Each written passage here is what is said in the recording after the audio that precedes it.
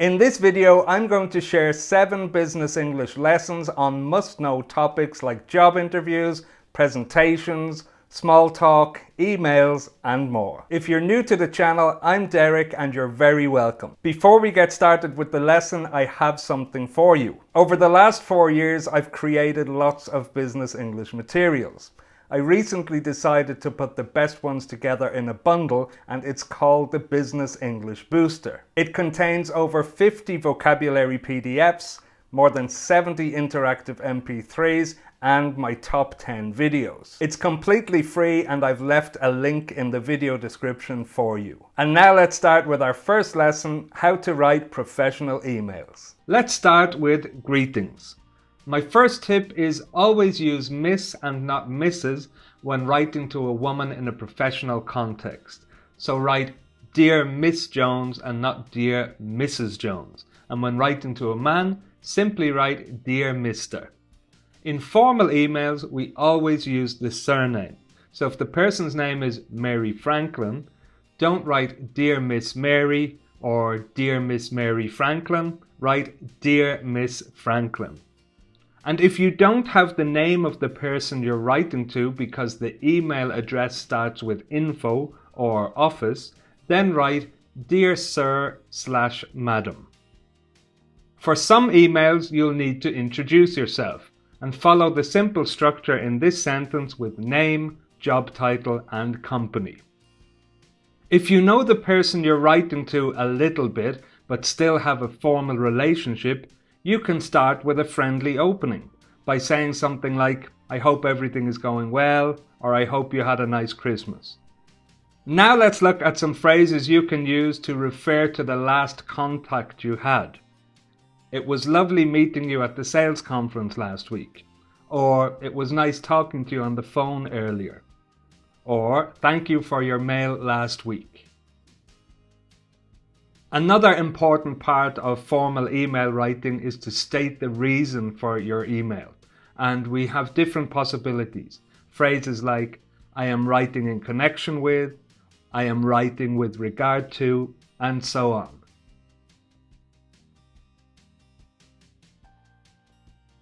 Another typical email function is to give information. And a very simple way to do that is to use the phrase, I would like to inform you about. Then we have attachments. Another tip here, don't write I have enclosed in an email. We only use that for letters, when we send additional documents with a physical letter. For emails, we always say attached. And the simplest way to do this is to write I have attached. Next, we come to making a request. So here we have some different options. Could you please let me know if? I would appreciate it if you could. Would it be possible to? When making arrangements, one of the most common phrases we use is, I was wondering if you. Or, would 10 a.m. be a suitable time? Or, I am afraid I'm not available on Wednesday. Would Thursday work? If you want to confirm something, simply write, I would like to confirm. And if you want to refer to a question that the person had in a previous email, you can use examples like this. And now we come to the end of the email, the closing lines. And sometimes we want to offer more communication. So a typical way to do this would be to write, if you need or require any further information, please feel free, or please do not hesitate to contact me. Then we sometimes want to refer to the next meeting. The most common way to do this is I look forward to. And another tip here, always use an ing form after I look forward to. I look forward to seeing you, meeting you, hearing from you, and so on. And finally, the most common way to close a formal email, best regards. Make sure to check the video description for links to more email lessons on my channel. Great, now let's move on to lesson 2, job interviews. I start this lesson by giving you some general tips, and then I show you how to answer 6 of the most common interview questions. Do your research and know the company you are applying to. Don't just look for facts and figures. Try to find out about big successes they've had, what do their employees say about them, and what they post on their social media channels. Be very well prepared, especially for key questions such as, tell me about yourself, why do you want to work for us, and why should we hire you? Try to support what you say by giving specific examples. If you don't have a specific example, say what you would do if you were in that position. Never end an answer with, and yes. This can give the impression that you are not confident about your answer. Try not to memorize answers to questions word for word. They won't sound natural when they come out. Great, now let's look at some different ways to answer 6 common interview questions. And the first one is, tell me about yourself. My name is, and I come from. Next, mention what you studied, the university you attended, and your degree classification. I decided to study because I've always been interested in. What I most enjoyed about my studies was, as well as gaining a great deal of theoretical knowledge, I also had the chance to learn practical skills such as, during my studies. If you have a specific example of something you achieved using these skills, say it here.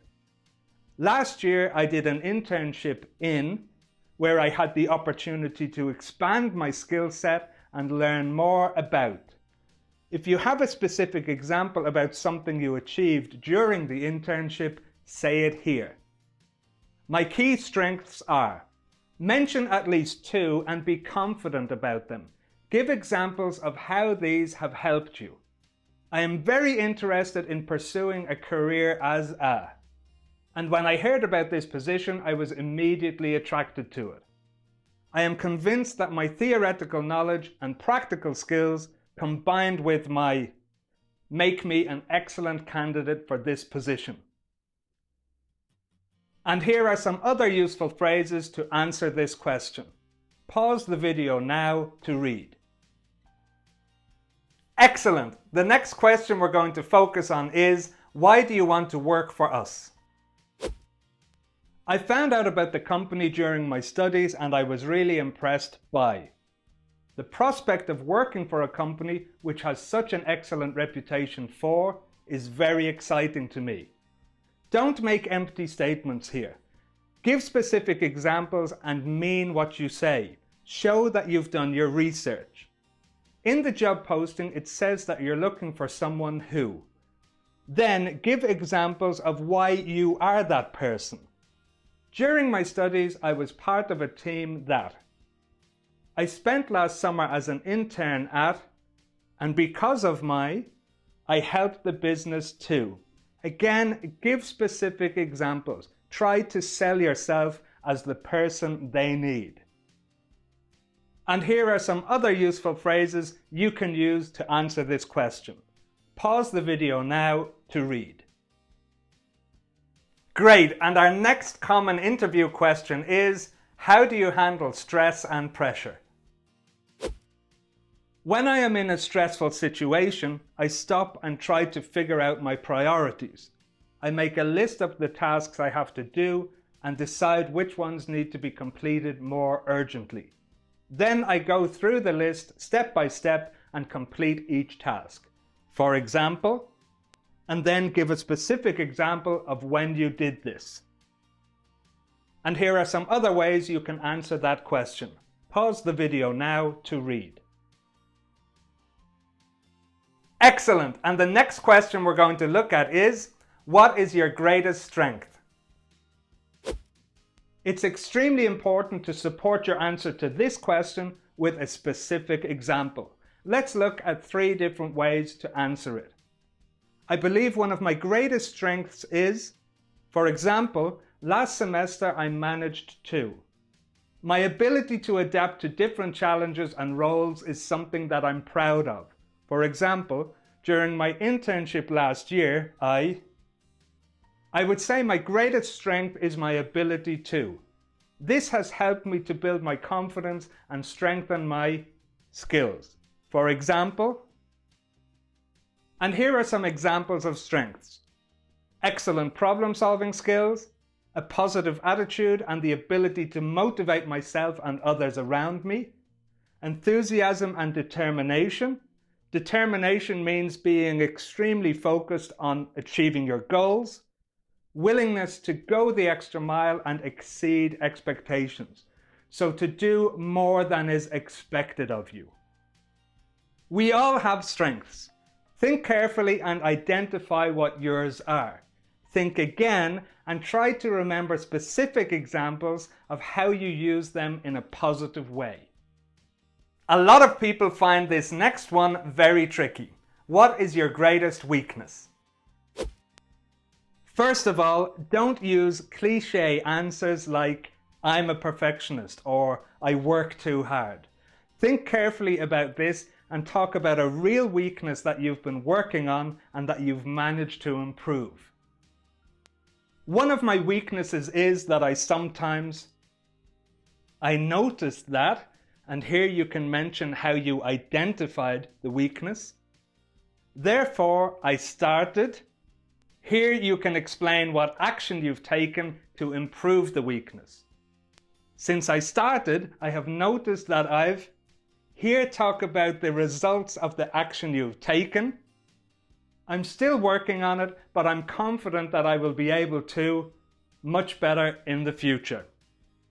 Another way to answer this question is, I sometimes find it hard too. I realized this during. I'm very conscious of this weakness and I'm trying hard to improve. For example, give a specific example of what you're doing. When you say that you are very conscious of something, it means that you know about it. You are aware of it. Examples of weaknesses are trying to do too many things at once, not good at prioritizing tasks, too proud to ask for help, too critical of other people's work. As I said about strengths, think carefully and identify your weaknesses. Talk about a real weakness that you have tried to improve. And the last question we're going to look at, a very important one: why should we hire you? I think you should hire me because of my excellent skills. During my time at university, these skills enabled me to give examples. I was able to hone these skills during my 2 internships To hone your skills means to improve. Here, give specific examples of how you improved them and what the results were. I want to develop these skills further and believe that this role and your company is the ideal place to do that. And here are 3 more ways to answer that question. Pause the video now to read.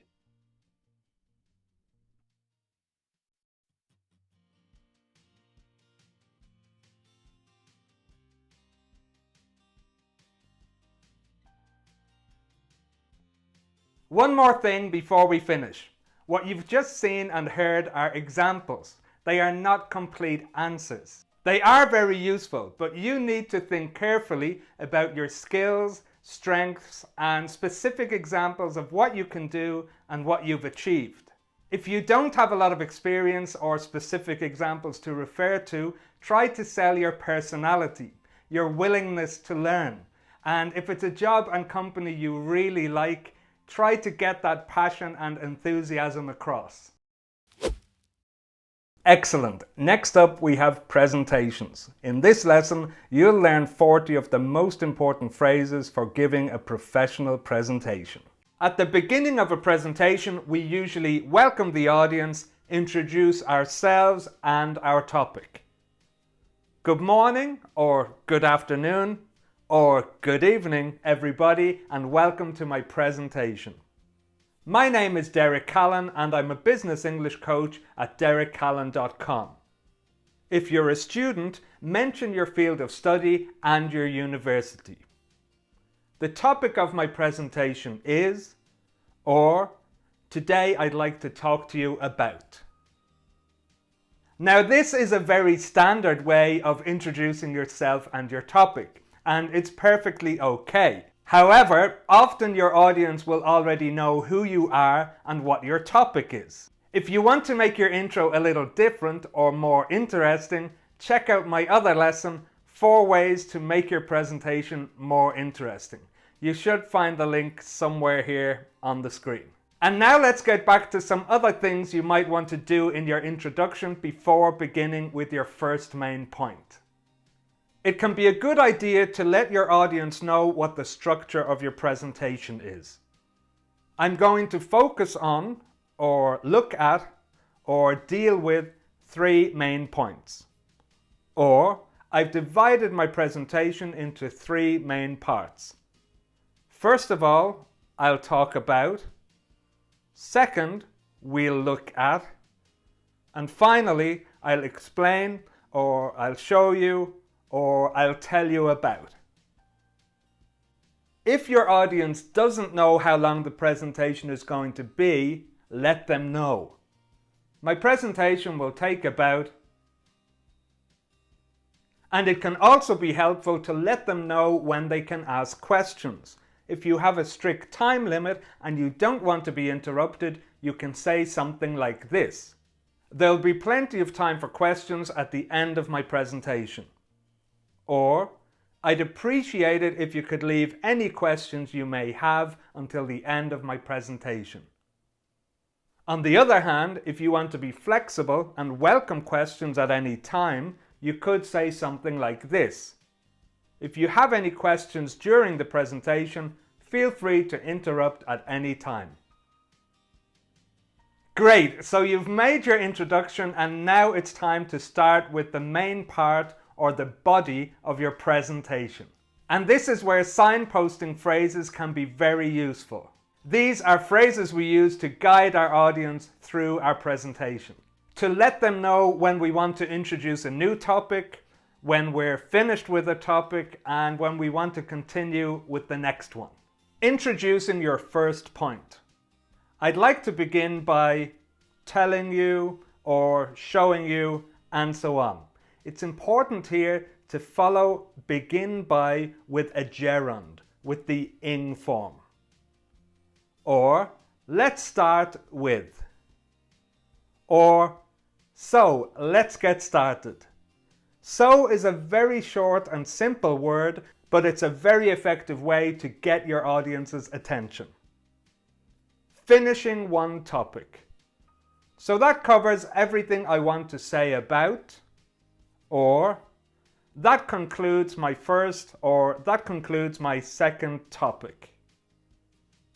And continuing with another. Now let's move on to my next topic, which is, or let's turn now to, or moving on to. And if you want to show your audience some information on graphs or charts, the following phrases should be quite helpful. As you can see on this chart, or take a look at this chart, or this graph clearly shows, or this graph highlights the importance of. Sometimes it's important to go into more detail. Let's have a look at a couple of ways we can do this. Let me expand on this point. Or, I'd like to elaborate on this point for a few minutes.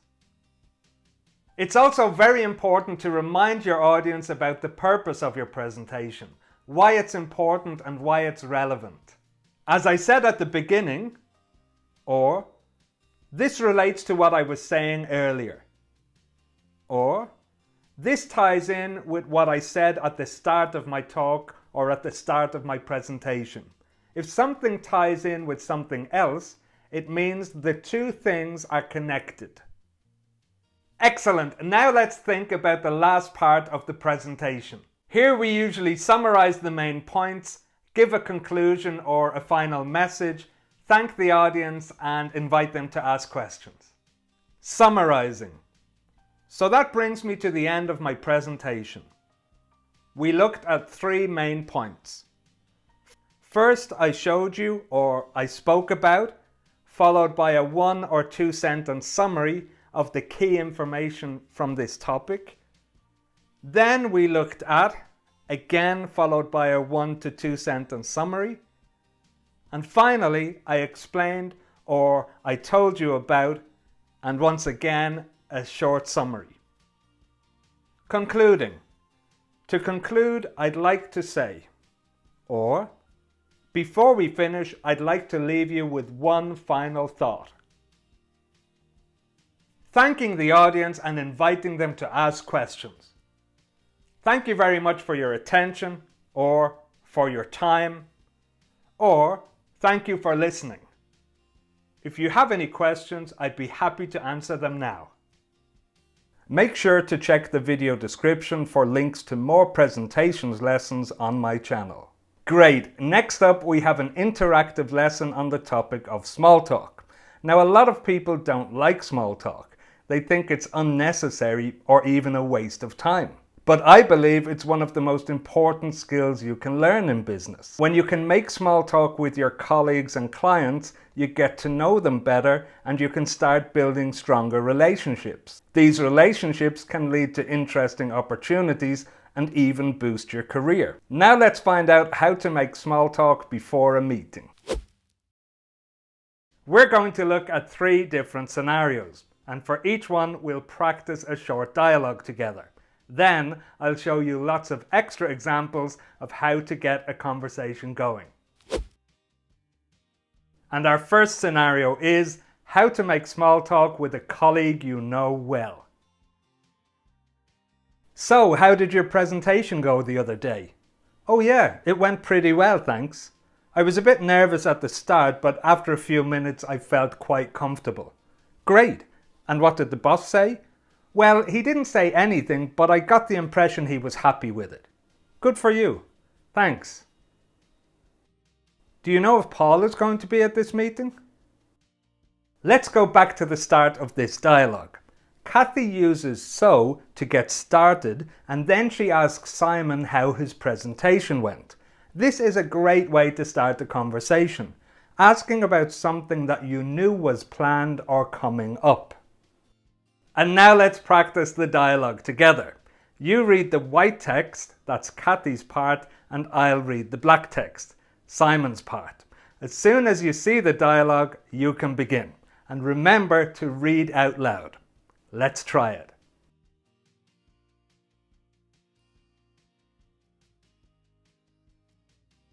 Oh yeah, it went pretty well, thanks.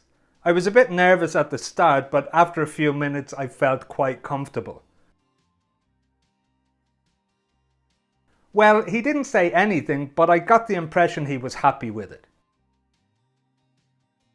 Thanks.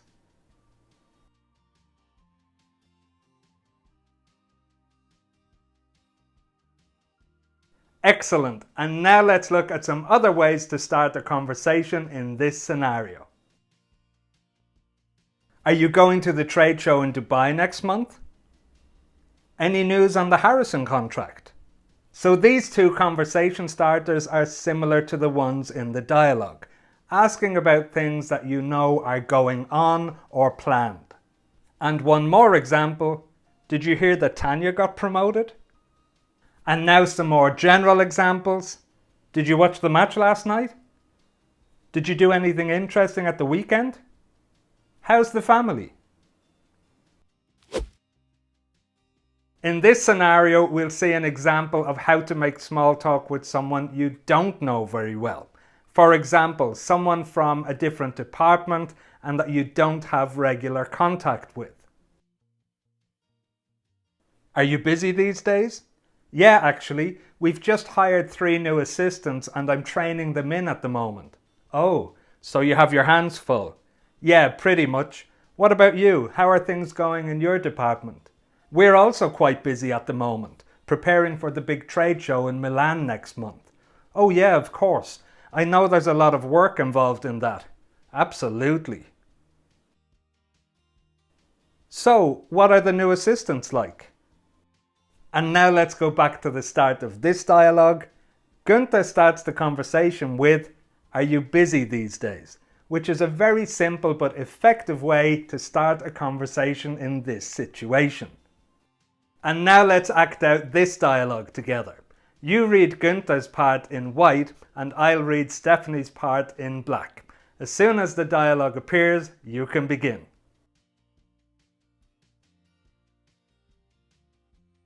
Yeah, actually, we've just hired 3 new assistants and I'm training them in at the moment. Yeah, pretty much. What about you? How are things going in your department?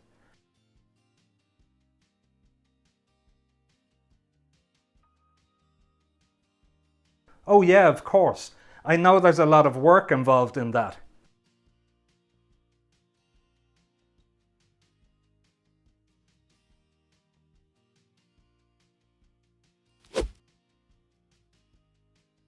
Are you working on anything interesting at the moment? I heard there's been quite a few changes in your department recently. Are you still in touch with Klaus Berger? In this last example, imagine that Klaus Berger is someone that you both know and worked with before. I wonder if this rain is ever going to stop. Did you have a nice Easter? And one more example, the traffic was crazy this morning. This one is very similar to starting a conversation about the weather. It's very general, and if you know the other person drives to work and the traffic really was bad, it's another way to get a conversation going. In this scenario, we'll see an example of how to start a conversation with someone you haven't met before. It's great to finally put a face to the name. Yeah, absolutely. It's great to meet you. I hope you didn't have any trouble finding us. No, no trouble at all. Just a short walk from my hotel, actually. Perfect. Where are you staying? The Four Seasons. Ah, yes. That's a pretty good hotel. Yeah, all good so far. Oh, it looks like we're getting started. Let's chat again during the break. Great, let's do that. So in this scenario, Javi and Alexis have had email and telephone contact before. They know each other, but they've never met face to face. Javi starts off with, "It's great to finally put a face to the name." This is a great conversation starter for this situation. Javi also follows up with, "I hope you didn't have any trouble finding us," which is a typical thing to say to someone who is visiting you at your offices for the first time. And now let's practice this one together. You read Javi's part and I'll read Alexis.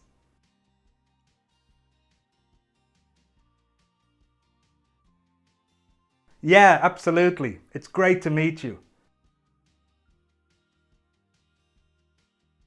No, no trouble at all. Just a short walk from my hotel, actually. The Four Seasons.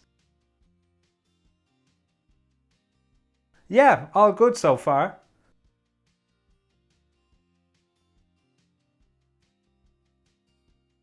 Great, let's do that.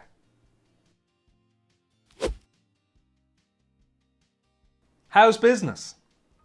And if you know that the person's company is having a successful period at the moment, you can say, "I believe business is going well." And another example, "Thanks for making the time to be here today. I hope the traffic wasn't too bad." How was your trip? Is this your first time in Delhi? How's the weather back in Stuttgart?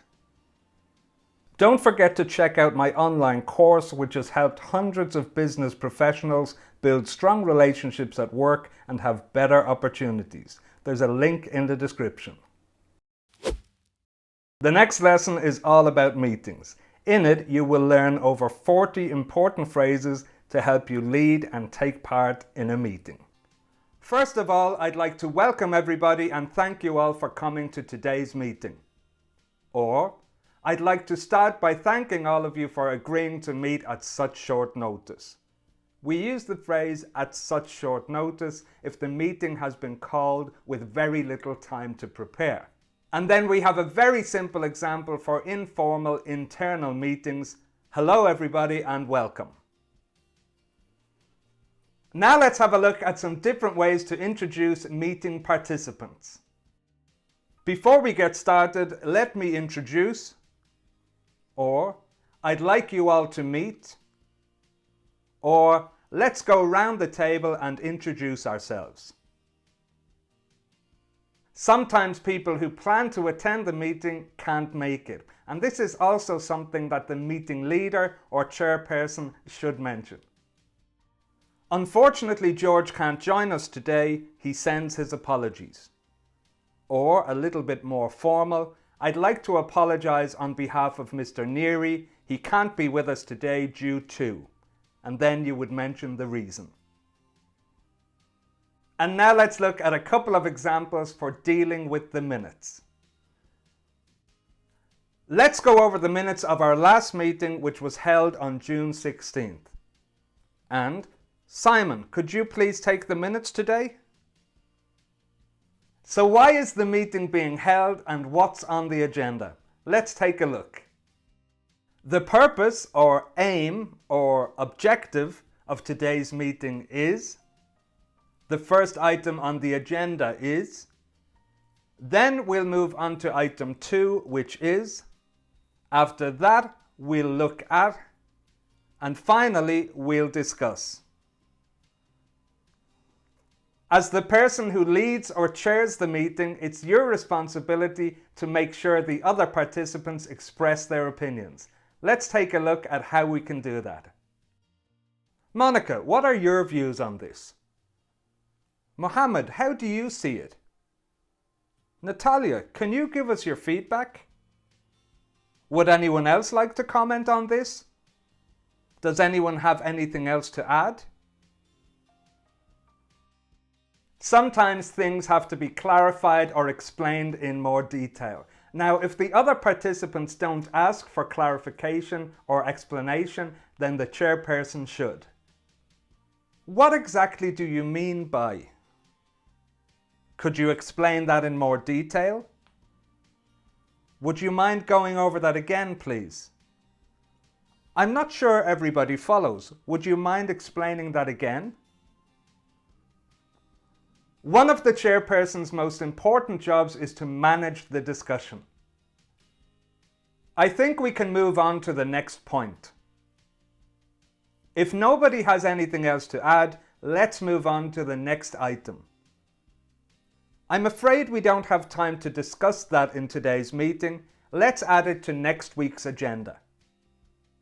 I'm sorry, but I have to stop you there. We need to stick to the agenda. We'll have to come back to that at the end of the meeting.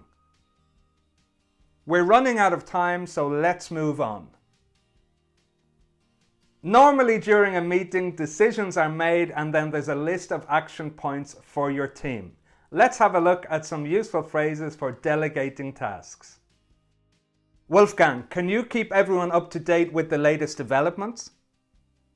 Rachel, could you please follow up on? Pat, please get in touch with. So we're almost at the end of the meeting. Before we close, let's summarize. Let me briefly summarize what we've discussed today. Before we finish, let me summarize the main points.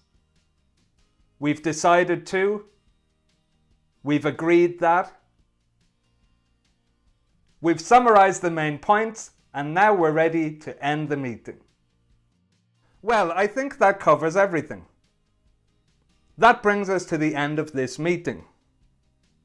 Our next meeting will be on. Thanks everyone. Check the link in the video description for more tips about taking part in meetings. Next up, we have a lesson about the important skill of negotiating in business. Let's take a look. We're going to begin with some useful phrases for welcoming and relationship building / small talk. And the first one is, welcome to, followed by the name of your company. Then, it's great to finally meet you in person, or the less formal version, it's great to put a face to the name. These phrases are especially useful if you've had contact before per telephone or per email, but you haven't actually met. Another useful phrase to use at the beginning is, I hope you had no trouble finding your way here. Or, how was your trip? Is this your first time in? Can I get you something to drink? How's business? Or, how's the weather in? Now we'll move on to establishing the procedure. So you may have already agreed on a procedure for your negotiation by email or over the phone, but if you haven't, this is what you can say here. To start with, I think we should establish a procedure. Perhaps we could start by outlining our position. After that, you could present yours. Then we'll discuss everything in detail and see what our options are. How does that sound? Stating your position. As we see it, there are 4 main points we need to discuss. Or, there are 3 main areas we'd like to discuss. Expressing priorities. Our main priority is, or, the most important issue for us is. And if there's anything about your negotiating partner's position or priorities that are unclear, here are some useful phrases to ask for clarification. I'm not exactly sure if I understood your position on this. Would you mind going over it again? Or, could you please clarify your position on? Or, could you be more specific, please?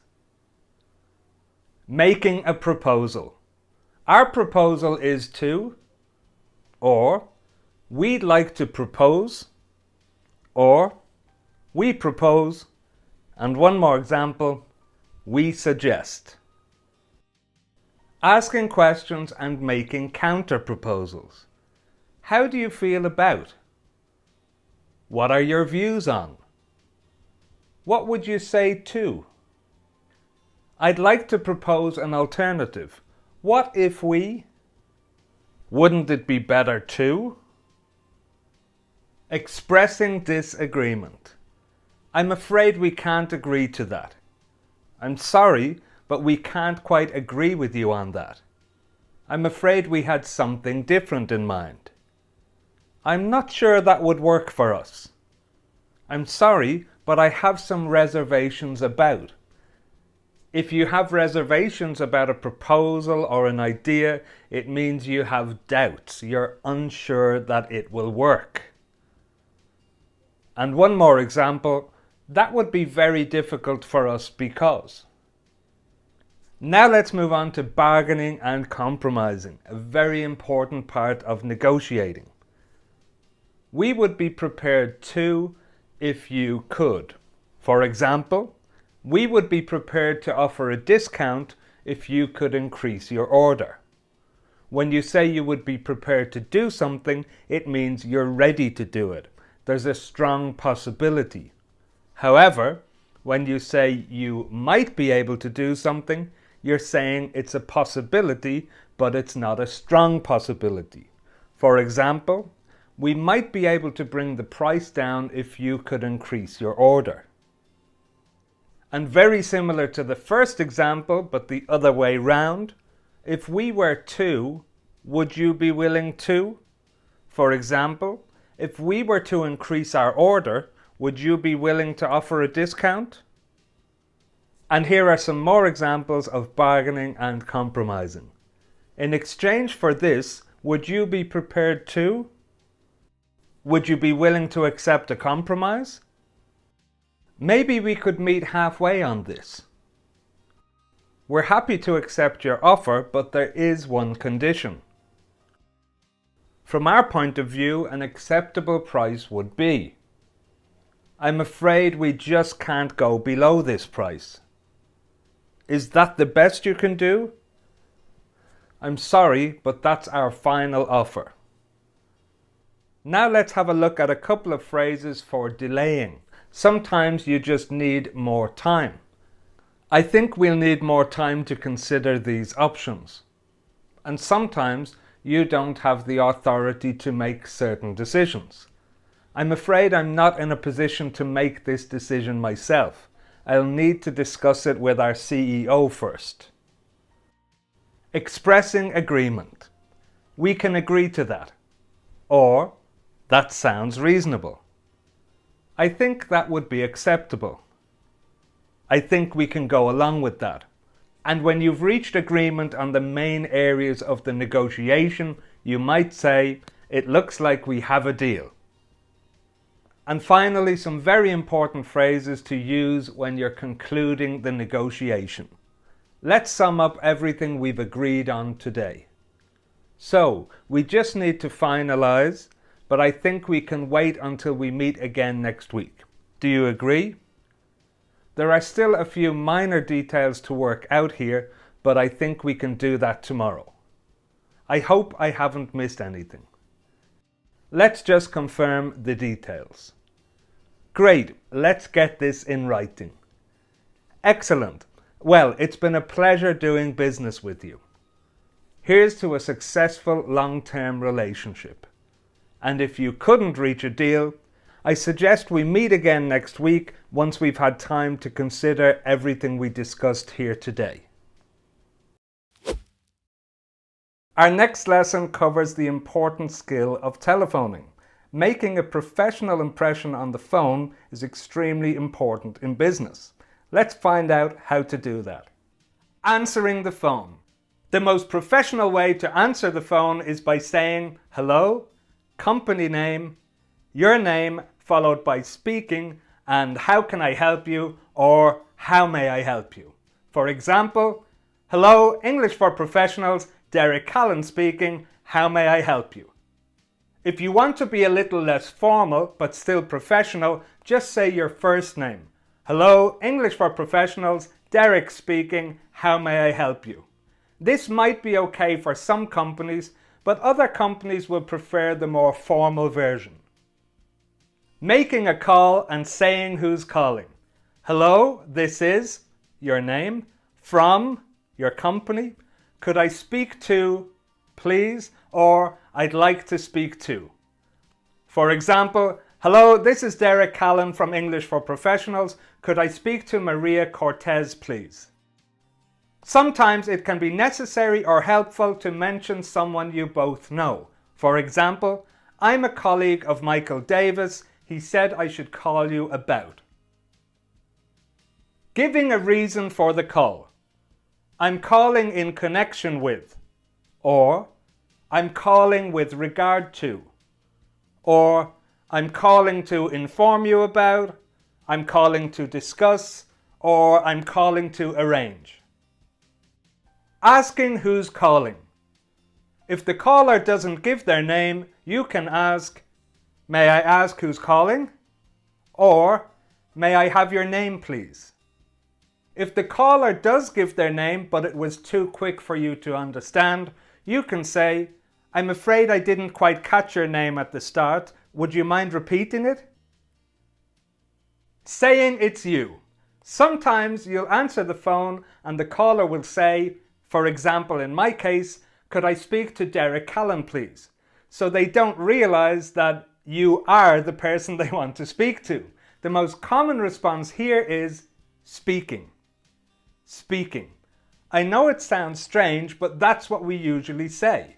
You could also say, yes, this is he, or yes, this is she, or a little less formal, you're speaking to him, or you're speaking to her.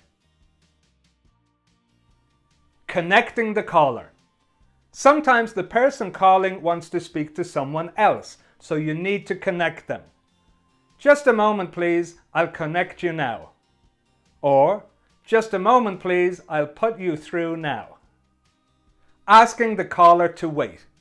Do you mind if I put you on hold? Or, would you mind holding? Saying that the other person isn't available. I'm sorry, but he's not available at the moment. Or, I'm afraid she's on another call. Taking a message. Would you like to leave a message? Or, I'll ask her to call you back as soon as I see her. Or, if you'd like to leave a message, I'll make sure she gets it. Dealing with connection problems. I'm sorry, but you're breaking up. There must be a bad connection. I can barely hear you, or I can hardly hear you. When someone is breaking up, it becomes impossible to understand them because the connection is so bad. When we say we can barely or hardly hear someone, it means we can almost not hear them at all.